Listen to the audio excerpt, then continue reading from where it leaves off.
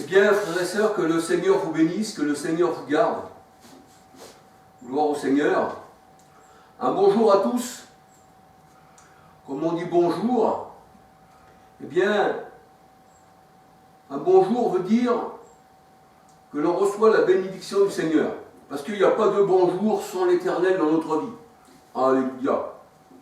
Bonjour à tous. Que le Seigneur vous bénisse abondamment. Alléluia. Alors aujourd'hui, je voudrais vous parler, eh bien, de vase, c'est-à-dire de récipient, c'est-à-dire de marmite, de chaudron, de pot, de outre, les outres, vous savez, où on met à l'intérieur du vin, les outres. Je voulais vous parler aussi c'est-à-dire de, excusez-moi, de tout ce qui peut contenir, eh bien, un liquide ou une chose solide. Et nous voyons dans la parole de Dieu que l'homme, il est comparé dans la parole comme un vase, comme une outre, il est comparé comme un pot, il est comparé comme une coupe, alléluia, que le Seigneur, soit il agrée, soit qu'il rejette. Comme la coupe de méchanceté, le Seigneur rejette cette coupe de méchanceté. La coupe de l'abomination, le Seigneur rejette. Alléluia. Mais le Seigneur nous parle d'une coupe de bénédiction et il disait « Buvez-en tous, car ceci est la nouvelle alliance en mon sang. » Alléluia. Gloire au Seigneur. Alléluia. Alors je regarde, eh bien, mes lunettes, parce qu'il y en a qu'elles sont rayées. J'ai mon petit-fils qui la prend et puis qui raye, alors je ne vois plus rien. Mais spirituellement, nous voyons les choses. Alléluia. Gloire au Seigneur. Si notre œil extérieur faiblit, notre œil intérieur, eh bien, lui nous éclaire davantage.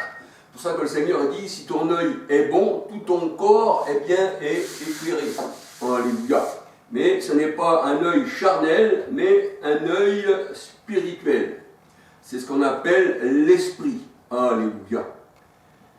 Gloire au Seigneur. Alors la parole de Dieu nous dit que il y avait là des scribes et des pharisiens et ils avaient discuté avec le Seigneur au sujet de manger avec des mains non lavées. Et nous voyons que quand on mange avec des mains non lavées, ça ne veut pas dire que l'intérieur n'est pas pur. Alléluia. Pourquoi? Parce que quand on mange avec des mains non lavées, ce qui compte pour le Seigneur, c'est l'intérieur de la personne, aussi bien homme que femme. Alléluia. Et là, nous voyons que les scribes et les pharisiens, étant dans leur tradition humaine, qui avaient abandonné les lois de l'Éternel pour des traditions humaines, ils louaient l'Éternel des lèvres, mais leur cœur était éloigné. Alléluia. Et là, voyons le Seigneur avec ses disciples qui mangeaient, eh bien, avec des mains non lavées, eh bien, dire au Seigneur, pourquoi tes disciples donc mangent, eh bien, avec des mains non lavées? Pourquoi? Parce que le Seigneur, dans sa parole, il prend les pharisiens, les scribes, je veux dire aussi les religieux, comme des coupes qui paraissaient belles de l'extérieur, mais qui à l'intérieur, eh bien, c'est rempli de rapines. À l'intérieur, c'est un faux enseignement. À l'intérieur, c'est la mort. Si vous buvez à cette coupe, eh bien, vous allez mourir. Pourquoi? Parce que la coupe représente les hommes. Les vases représentent les hommes. La marmite représente les hommes. Enfin, tout ce qui est récipient dans la parole de Dieu représente en général, eh bien, les hommes. Alléluia. Et là, ces personnes qui discutaient avec le Seigneur, ces pharisiens et ces juifs, qui paraissaient être beaux de l'extérieur, mais qui à l'intérieur étaient, on va dire, désolés, qui à l'intérieur, eh bien, il y avait de la rapine. Eh bien, le Seigneur par là voulait leur faire comprendre que les coupes, premièrement, elles doivent être lavées de l'intérieur. Et si elles sont lavées de l'intérieur, eh bien, ensuite, l'extérieur aussi sera purifié. C'est ce que nous allons voir dans la parole de Dieu. Alléluia.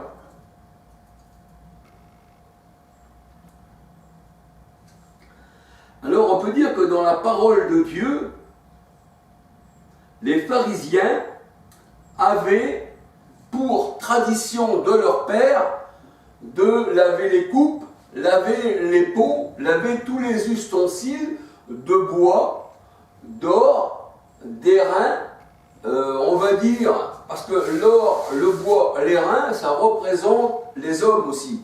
Alléluia. Et on peut dire que pour eux, il fallait premièrement se laver les mains, se purifier de l'extérieur pour pouvoir manger. C'est pour ça qu'ils disaient, ils ne se lavent pas les mains. Ils auraient dû se laver les mains, ensuite ils auraient pu manger. Mais le Seigneur, il dit non, ce n'est pas les mains qu'il faut se laver, c'est l'intérieur. Alléluia. Mais manger pour la parole de Dieu, dans Matthieu 4,4, Amos 8, verset 11, heureux les invités au repas du Seigneur, l'homme ne vivra pas seulement de pain, mais de toute parole. Ça veut dire par là que on peut manger avec des mains sales. Alléluia. Pourquoi? Parce que c'est une nourriture spirituelle que nous mangeons. Alléluia. Même si je me lavais les mains, si mon intérieur n'est pas lavé, eh bien pour le Seigneur, je serai encore impur. Alléluia. Ma coupe serait encore impure. Ça serait une coupe de désolation, comme la parole de Dieu nous dit. Alléluia. Donc il faut premièrement que l'intérieur de la coupe puisse être lavé, afin que l'extérieur aussi, eh bien, puisse aussi être rendu saint. Alléluia.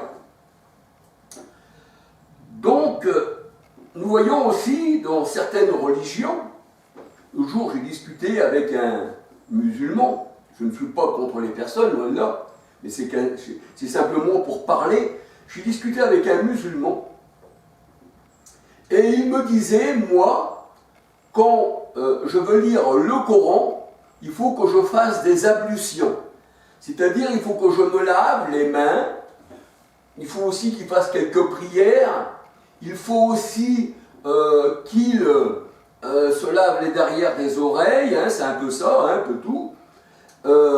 Et ensuite, il peut lire le Coran. Alors moi, je lui disais, je dis qu'il suit au Seigneur, qu'appartient au Seigneur, eh bien, je sais que il faut premièrement,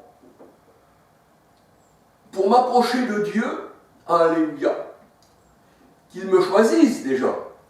Parce que le Seigneur disait, c'est pas vous qui m'avez choisi, mais c'est moi qui vous ai choisi. Dans Jean 15, verset 16, 19. Et nous avons été choisis bien avant que le monde soit. Hein. Dans Éphésiens, la parole de Dieu nous dit, Éphésiens... je ne me souviens plus le verset. C'est Éphésiens 1, verset 4, 11, je ne me souviens plus. Je vous ai choisi avant que vous soyez nés, qui dit le Seigneur. Donc, et la parole de Dieu, elle dit, nul ne vient à Christ que si le Père ne l'attire. Alléluia. Donc, nous voyons que c'est la parole qui nous rend purs. C'est la parole. pour ça que le Seigneur a dit, venez à moi tel que vous êtes. Tu es chargé, tu es accablé, tu es dans le péché. N'essaye pas de te purifier toi-même, n'essaye pas de purifier tes mains, et puis ensuite ouvrir la parole, tu ne la comprendrais pas. Il faut déjà que premièrement, eh bien, le Seigneur puisse t'appeler déjà, et il t'appelle si tu es à lui. Acte 13, 48, tous ceux qui étaient destinés à la vie éternelle crurent au Seigneur Jésus-Christ. Et la parole de Dieu nous dit que c'est la parole de Dieu qui nous rend purs. On ne peut pas se rendre pur de nous-mêmes. Même si je disais, je vais lire la parole de Dieu, mais si je suis un païen, mais si je suis quelqu'un qui est débauché, une supposition, et que je reste dans mon état, et que la parole n'aurait pas d'effet sur moi, je resterai toujours impur. Alléluia. Et la parole de Dieu nous dit, déjà vous êtes purs à cause de la parole que vous avez entendue. Lavé par l'eau de la parole. Alléluia. Donc nous voyons que manger avec des mains sales est à la table du Seigneur avec des mains sales. Le Seigneur ne regarde pas l'apparence de l'homme s'il a les mains sales, s'il a des vilains habits, mais il regarde l'intérieur pour voir s'il est purifié. C'est comme on est purifié qu'on appartient au Seigneur. Le Seigneur nous purifie pour qu'on n'en fasse plus qu'un avec lui. 1 Corinthiens 6, 13 à 19. Alléluia.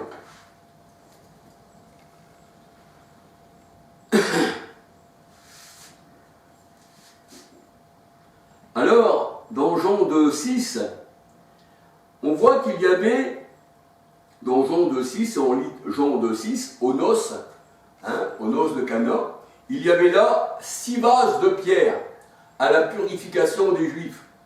Mais nous savons que les Juifs, dans la parole de Dieu, 1 Corinthiens 10, 18, les Juifs selon la chair ne pouvaient pas être purifiés.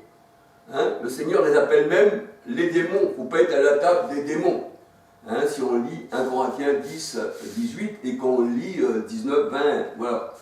Et là, nous voyons qu'il y avait 6 vases de pierre pour la purification des Juifs. 6 vases de terre ou de pierre. Alléluia.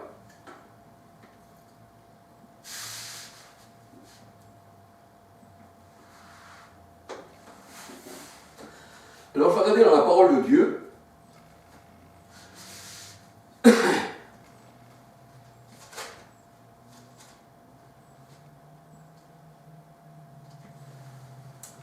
savez que dans la parole de Dieu, les vases, eh bien, représentent, dans 2 Corinthiens 4, verset 7, on va lire, la parole de Dieu nous dit, nous portons ce trésor dans des vases de terre, afin que cette grande puissance soit attribuée à Dieu et non pas à nous. Alléluia. Ça veut dire que nous sommes simplement porteurs de cette puissance, porteurs de cette lumière. Nous-mêmes, nous sommes des vases de terre, mais nous sommes que des porteurs de la parole. Alléluia. Gloire au Seigneur. Et nous allons voir plus loin que les vases, eh bien, je vous donnerai le verset, que les vases, le Seigneur a dit, tu mettras mes écrits dans les vases, afin que mes écrits durent longtemps. Un peu comme on va dire, les écrits de Qumran. On les avait trouvés dans des vases. Eh bien, c'est exactement ce qui est écrit dans la parole de Dieu. Nous allons voir plus loin. Et la parole de Dieu nous dit que, eh bien, 2 Corinthiens 4, verset 7, nous portons ce trésor dans des vases de terre. Les vases, c'était les apôtres, c'est aussi nous, afin que cette grande puissance soit attribuée à Dieu et non pas à nous. Alléluia.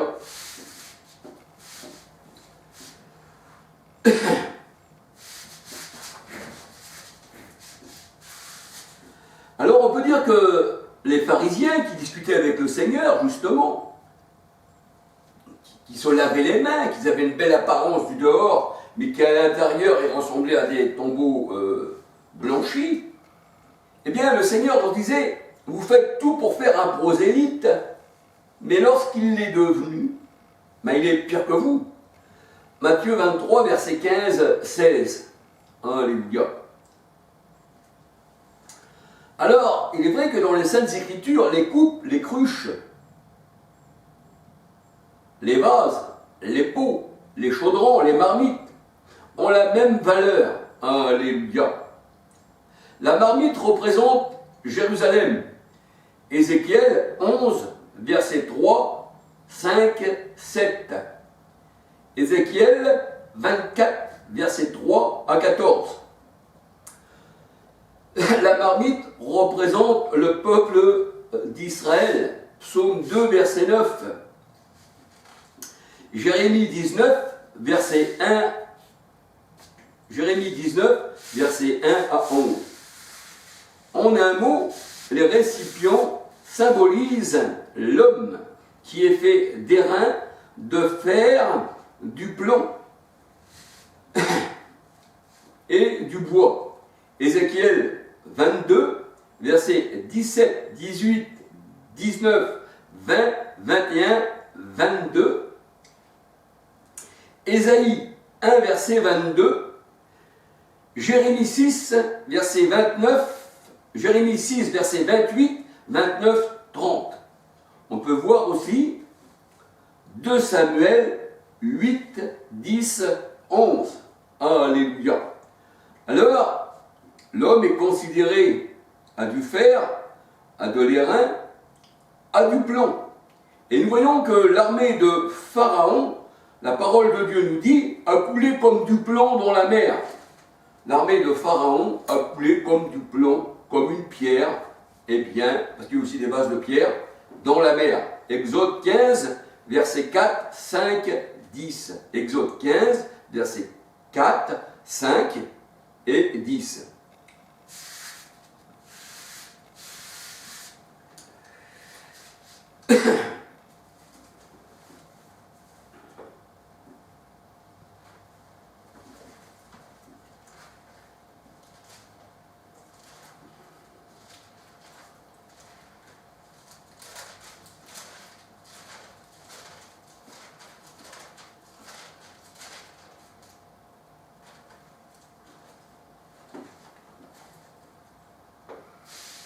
Alors, comme on voit que les vases, ce sont aussi des vases de bois et de pierre, donc Jérémie 2, verset 27, ils disent au bois, tu es mon père, et à la pierre, tu m'as donné la vie, car il me tourne le dos et ne me regarde pas, dit l'Éternel. Alléluia. Ils disent au bois, tu es mon père, et à la pierre, tu m'as donné la vie.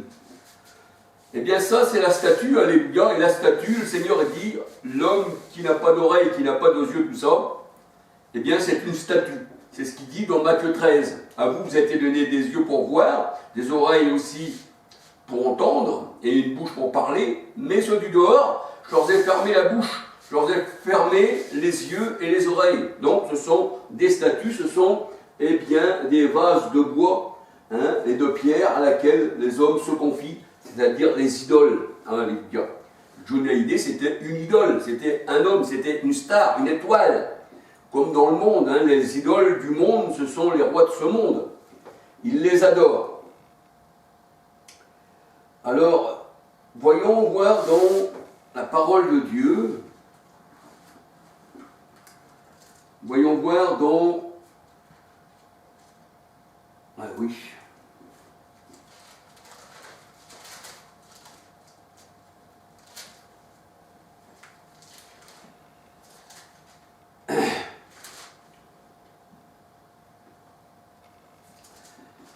Exode 7, 19. L'Éternel dit à Moïse, dit à Aaron, prends ta verge. En fait, la verge, dans la parole de Dieu, ça représente la parole. Dans Ésaïe 11, verset 4, j'ai frappé la terre de ma verge, de ma parole. Et la verge aussi, ça représentait aussi Aaron. le prophète de Moïse. Alléluia. La Vierge qui avait fleuri. Mais ça représente la Vierge aussi, la parole, ça représente aussi Christ. Exode 7, 19. L'Éternel dit à Moïse, dis à Aaron, prends ta verge et étends ta main sur les eaux des Égyptiens, sur leurs rivières et sur leurs ruisseaux, sur leurs étangs. Tout ça, ça représente l'homme, hein, les eaux de ce monde. Apocalypse 17, 1, 15. Étends ta main sur les eaux des Égyptiens, sur leurs rivières, sur leurs ruisseaux et sur leurs étangs, et sur leurs amas d'eau. C'est ce qu'on retrouve dans Genèse 1. L'amas des eaux, le Seigneur sépara les eaux d'avec les eaux. Alléluia. Et il dit dans Exode 7, verset 19, « Elles deviendront du sang, et il y aura du sang dans tout le pays d'Égypte, dans les vases de bois et dans les vases de pierre. » Alléluia. Et là, nous voyons que les eaux ont été transformées en sang. Et les eaux représentent les hommes. C'est ce que nous allons voir dans la parole de Dieu. Alléluia. Exode 7 à 19, 20. Et les poissons aussi, dans la parole de Dieu, 21, représentent aussi les hommes. C'est pour ça que le Seigneur disait, je vous ferai pêcheurs d'hommes, vous pêcherez dans les grandes eaux. C'est-à-dire dans le monde. Apocalypse 17, 1, 15. Alléluia. Alors, nous voyons que les vases de bois, les vases de pierre, le sang était dans ces vases. Bien, ça veut dire que le Seigneur avait donné du sang à boire à ceux qui avaient versé le sang des saints sur la terre. Apocalypse 16, versets 3, 4, 5, 6,